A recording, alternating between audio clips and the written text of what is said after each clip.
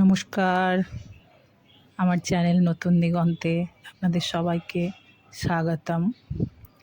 আজ এসে গেছি একটা খুব স্বাস্থ্যকর খাবার, ওটসের পরোটা নিয়ে। ওই জন্য আমি 1 কাপ মতো ওটস একটা বাটিতে নিয়ে নিলাম। আর পরিমাণ মতো জল দিয়ে, মানে খুব বেশি ডুবো জল দিয়ে না, খুব পরিমাণ মতো অল্প অল্প করে জল দিয়ে আমি ওটসটা একটু ভিজিয়ে নেব। এটা দেখে দেখে আস্তে আস্তে করে জল দিয়ে, একসাথেই পুরো জলটা ঢেলে দেবেন না, আস্তে আস্তে জল দিয়ে আমি ওটসটাকে 2-4 মিনিট, খুব বেশিক্ষণ না, 2-4 মিনিট ভিজিয়ে রাখবো।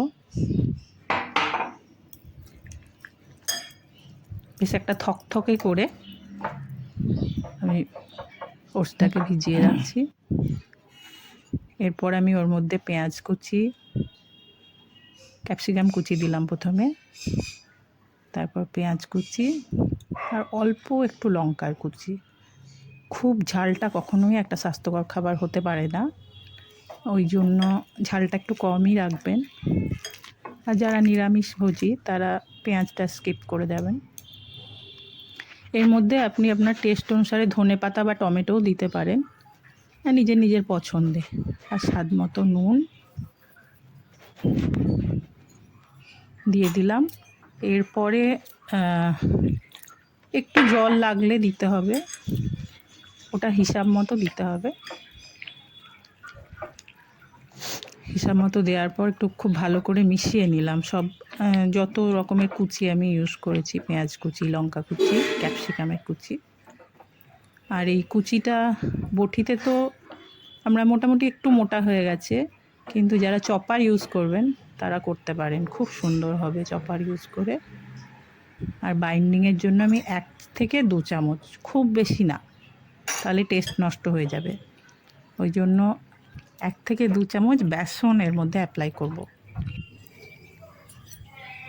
তাওয়াটা খুব ভালো করে গরম করে নিয়েছি। আমি যে কোনো সাদা তেল একটুখানি দিয়ে দিলাম। প্রথমবারে একটু 2 চামচ দিচ্ছি, কিন্তু পরের বারে 1 চামচ তেল দিলে চলবে। স্বাস্থ্যকরের ক্ষেত্রে তেলটা লক্ষ্য করতে হবে। তেলটা খুব বেশি তেল কখনোই স্বাস্থ্যকর খাবার হতে পারে না। এই জন্য যতটা ননস্টিক প্যানে ভাজলে খুবই হালকা তেলে এটা হয়ে যাবে। তেলটা গরম হয়ে গেছে, এখন আমি আস্তে করে ওই যে ব্যাটারটা বানিয়েছি, ওই ব্যাটারটা তাওয়ার মধ্যে, তাওয়া গরম ওই জন্য সাবধানে আস্তে আস্তে করে, ছোট্ট করে দিলে ভাঙার ভয় থাকে না, খুব ভালো ওল্টানো যায়। ওই জন্য আমি একটু, খুব ছোট না, এটা মিডিয়াম সাইজের ওটসের পরোটা বা ওটসের চকলিও বলা যেতে পারে, যেটা সরু চকলি হয় সেরকমই এটা ওটসের একটা চকলি বলা যেতে পারে। খুব ভালো করে দিয়ে ফ্লেমটা মিডিয়াম রাখবো, গ্যাসের ফ্লেমটা মিডিয়াম রাখতে হবে এখানে, নইলে খুব তাড়াতাড়ি পুড়ে যাওয়ার সম্ভাবনা থাকে। ওই জন্য মিডিয়াম ফ্লেমে এটা করব। এই পিঠটা ঠিকমতো ভাজা হয়ে গেলে ওপরটা একটু শুকনো শুকনো হয়ে আসছে, এখন ওপরটাতে আমি একটু তেল ছিটিয়ে দেবো। ওপরটা শুকনো হলে তারপরে পাল্টালে ওপরটা দেখতে খুব খারাপ লাগে, শুকনো মতো দেখতে লাগবে। ওই জন্য একটু যাতে ওর মধ্যে দেখতে বেশ একটু চকচকে থাকে, ওই জন্য একটু তেল দিয়ে উল্টে নেব।